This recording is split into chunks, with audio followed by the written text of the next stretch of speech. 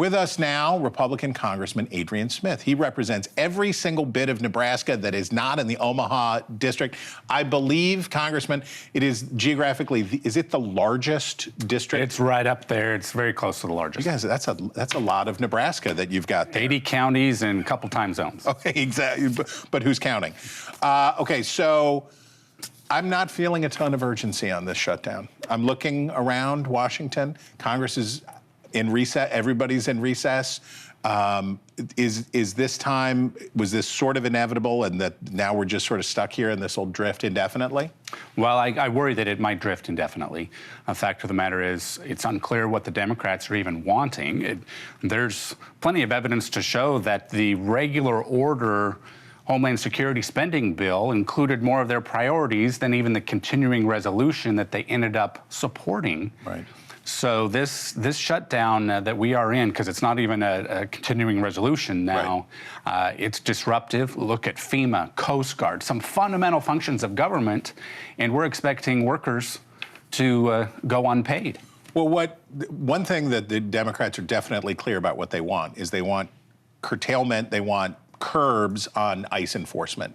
And they've got a 10-point list that they'll say, we want this, and we want that, and we want these other things. I look at the data, and the data tell me that while Americans remain broadly supportive of enforcing immigration laws, and even deportations at a fairly large scale, we have a strong rebuke against the tactics that ICE used in Minnesota and elsewhere.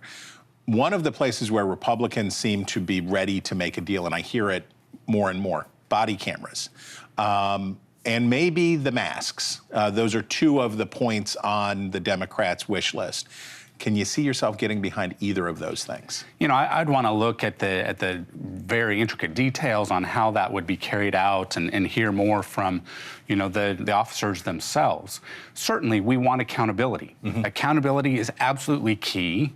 When you look at law enforcement doing their job, the fact that individuals would impede law enforcement doing their job, that is when things escalate, and we've seen them really spin out of control, leading to tragedy and loss of life that I think everyone can agree on. We want to avoid that type of situation. Okay. The one way that administrations historically have dealt with situations like this, watching the current administration, it seems like they're trying to do non-legislative things to avoid legislative restrictions, basically bringing Tom Homan in Minneapolis, pulling out of Minneapolis on the surge, not going to Maine, a number of these things, starting to wear body cameras in some places. One other thing that you can do if your administration has a problem like this is you can fire somebody.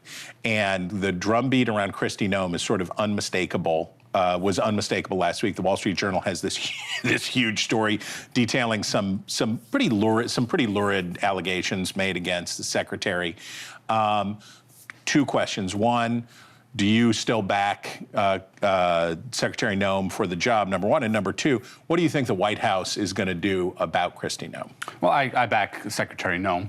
I think that, you know, expecting her to resign or step down, whatever the case might be, I don't see where that really de-escalates the situation on the ground. Mm-hmm. And I think moving forward, though, we want to make sure there's accountability among officers and that we can have a process where they can do their job without impediment.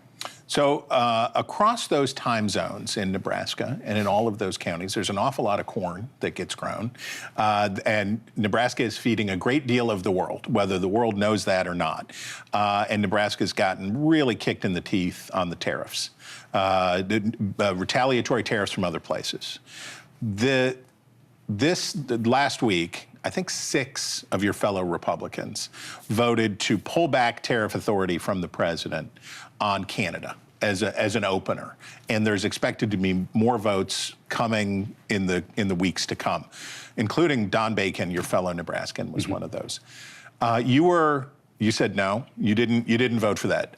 Unpack your decision. Is that about that you think the tariffs are good, or is it that you don't want that power coming back to Congress? You think that's better seated in the executive branch? Well, what it boils down to, and I'm not a fan of tariffs. I really never have been. I understand the president is seeking leverage with the tariffs, with some success, I might add.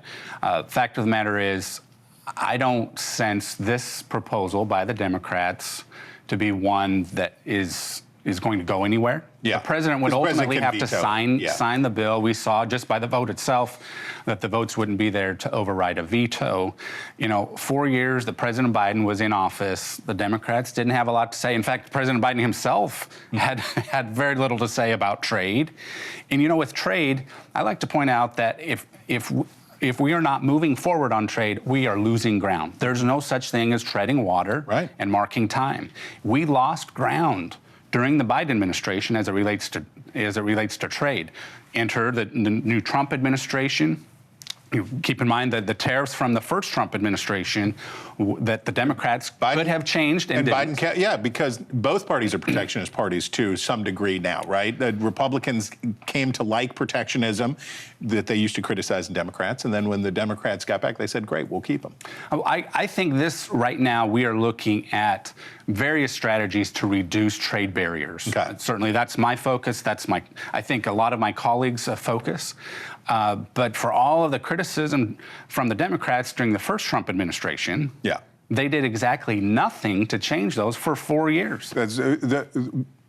Hypocrisy is the tribute that vice pays to virtue, the man once said.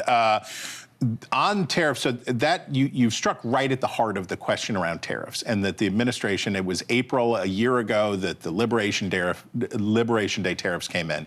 And some people in the administration said this is a negotiating tactic that's going to get us to basically frictionless trade around the world. We're going to bring down barriers in other places, and you're going to sell more corn to people overseas, and we're going to buy more, and it's going to be great. And then other people in the administration said, no, this is an economic policy to rebuild our industrial base by making foreign goods cost more. I think that those good economic numbers that we're seeing, especially with inflation coming down, is a reflection of the fact that we didn't impose the tariffs, that the president ultimately, those Liberation Day tariffs, I think we have an effective tariff rate in the United States of 17% or something like that now, which ain't 258%. Right. Talk about the economic consequences and talk about how that's played out. Well, I think we need to be very careful and not just to simply add to the cost of products across the economy. I use the UK, for example. It wasn't that long ago when they wanted to exclude any discussion on agriculture products. Now, naturally, when I see that, I'm disappointed. But now we've seen, because the president has really leaned in on trade, with the UK specifically, they have offered to move on ethanol and beef. Two, incidentally, important products to Nebraska. And that's why I work on E15, because of corn farmers getting hit pretty hard on prices. And we want to do what we can to see stronger prices for corn. Okay. All right. Congressman, thank you for being with us. If you spent Valentine's Day in Valentine, Nebraska, you would know him already. But if you don't, here he is. Congressman Adrian Smith, we thank you.